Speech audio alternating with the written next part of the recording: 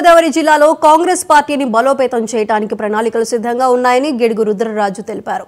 ఏపీలో పార్టీ అభ్యర్థులను ప్రకటించడానికి అధిష్టానం సిద్ధంగా ఉందని చెప్పారు. రాహుల్ గాంధీ ఆధ్వర్యంలో కాంగ్రెస్ అధికారంలోకి రాగానే ప్రత్యేక హోదా మరియు స్టీల్ ప్లాంట్ వ్యతిరేకీకరణపై పార్టీ నిర్ణయం తీసుకుంటుందని అన్నారు. త్వరలో కాంగ్రెస్ అగ్రనేతలు రాష్ట్రంలో పర్యటిస్తారని తెలిపారు. పార్టీ సిద్ధాంతాలు నచ్చి ఎవరు వచ్చినా ఆహ్వానిస్తామన్నారు. షర్మిల పార్టీలోకి వస్తే తప్పకుండా ఆహ్వానిస్తామని రుద్రరాజు అన్నారు.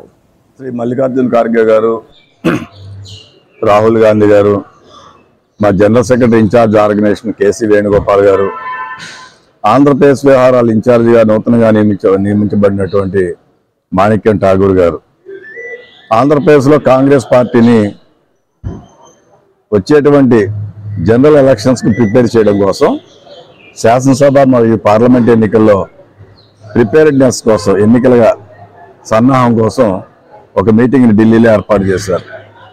ఆంధ్రప్రదేశ్ చెందినటువంటి సీనియర్ లీడర్స్ అందరూ కూడా దాంట్లో పాల్గొన్నారు. సిడబ్ల్యూసి సభ్యులు, మాజీ కేంద్ర మంత్రులు, పార్టీ ప్రముఖులు అందరూ కూడా పాల్గొన్నారు. 2.5 గంటల పాటు జరిగినటువంటి ఈ సమావేశంలో పార్టీని సంస్థాగతంగా బలోపేతం చేయడం, పార్టీలో ఉన్నటువంటి మండల స్థాయి నుంచి గ్రామ స్థాయి నుంచి అన్ని కమిటీలను కూడా నియమించుకోవడం, అదేవిధంగా వచ్చేటువంటి ఎన్నికలకు సంబంధించి ప్రధానంగా కాంగ్రెస్ పార్టీ అనుసరించవలసినటువంటి వ్యూహాల గురించి చర్చించడం జరిగింది. ప్రధానంగా ఈ రాష్ట్రంలో విభజన తర్వాత 2 పర్యాయాలు ప్రాంతీయ పార్టీలు అధికారంలోకి వచ్చాయి. చంద్రబాబు నాయుడు గారు ఒక పర్యాయం వచ్చారు, ఇప్పుడు జగన్మోహన్ రెడ్డి వచ్చారు. 2 పర్యాయాల్లో ప్రజలకు జరిగినటువంటిది ఏమీ లేదు, శూన్యము. సో కేంద్రంలో భారతీయ జనతా పార్టీతో అంటకాగుతున్నటువంటి ఈ 2 రాజకీయ పార్టీలు కూడా ఈ రాష్ట్రానికి చేసింది ఏమీ లేదనేటువంటిది కాంగ్రెస్ పార్టీ భావిస్తోంది. రాహుల్ గాంధీ గారు చెప్పారు, తప్పనిసరిగా 2024లో కాంగ్రెస్ పార్టీ జాతీయ స్థాయిలో వచ్చిన వెంటనే ప్రత్యేక తరగతి హోదా ఆంధ్రప్రదేశ్కి ఇస్తామని చెప్పడం జరిగింది.